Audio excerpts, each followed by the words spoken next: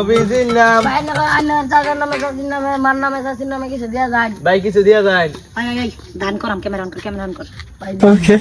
so guys আসসালামু আলাইকুম আপনারা দেখতেই পাচ্ছেন আমার পিছনে দুইটা বসে আছে আজকে কিন্তু আমি তাদেরকে কিছু দান করব আপনারা আমার সাথে থাকেন দেখেন এই যে ভাই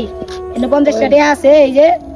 এটা 50 টাকা দুইজনে মিলে ভাগ করে খাইবেন ভাই নে দিগাইন আনে দারুন আমার মান কত 500 টাকা টাকা আইনি না না ভাই টাকা দেন ব্যবসা করার বেশি